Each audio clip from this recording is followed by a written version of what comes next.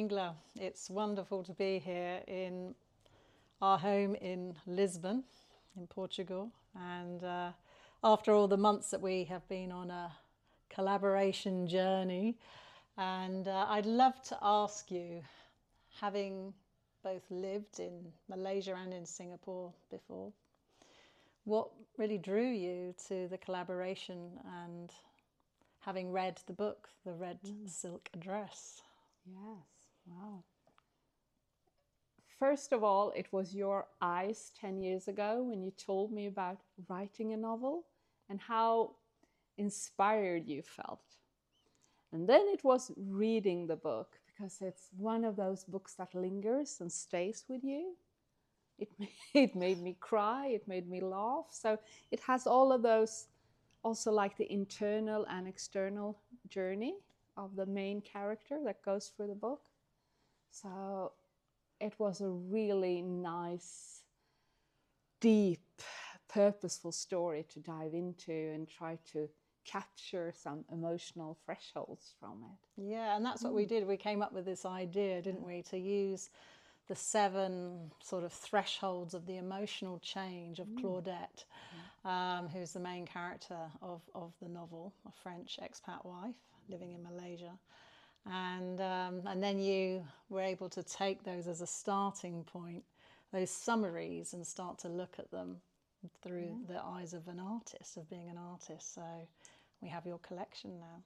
Yeah, yes. And I was really trying to get into her mood, so to say, in each emotional threshold, to be in that emotion, which is not always easy. And sometimes, well, it required me putting on a dress and lipstick and lighting candles, having flowers in the studio to, move into different phases. And we talked about that a lot, didn't we, as we were collaborating, both being strong women, how the book and the art has softened us in a way. And it was interesting when we talked about me selecting one of the paintings. I was really torn between 2. If I can show this one first, which I absolutely love, and it's called Sovereign in Red, isn't it? And I love this one because the woman is looking so strong. Yeah. So, she's there, she's in her authority. Yeah. And I was drawn to that because that's how I feel, But I also was really drawn to this stunning painting here. And I knew when it came down to the choice that this was where my heart was.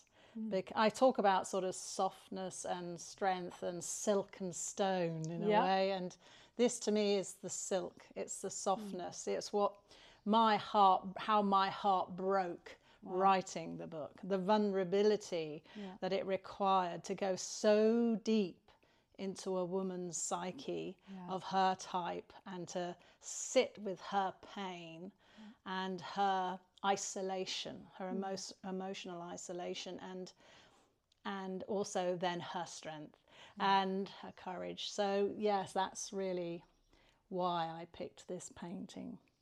Wow. Thank you for letting me know that. Yeah. And for you, I mean, obviously when you were painting this particular one, what sort of things came up for you? Well, it required me to also be present like this before starting. Because I do feel that how you feel when you're working or painting, that feeling shows up in the actual painting. So, Yeah, you have to access the emotions. So it took a lot of work for me as well to go deep. And you have a letter that goes with it. Shall I? I haven't read this Yeah. yet, so Please let's do. see. The painting is called Living Current. Yes. And there's a beautiful heart seal on the back in red, which I love, of course. Anything red. My eyes are drawn to. So let's take it out. Oops. Wow. Okay. The story of the living current. The woman in the painting is awakened by the water and by the current of lingers. Maybe she is asking you to listen into your body. So many clues to be discovered, and most of all, to feel. With love, artist Ingela. That is beautiful. The river of 1,000 lingers. Yeah. Thank you. Thank you, Natalie, and thank you for trusting me with this collaboration. It may be just the beginning. Yeah. Thank you. Wow. We did it!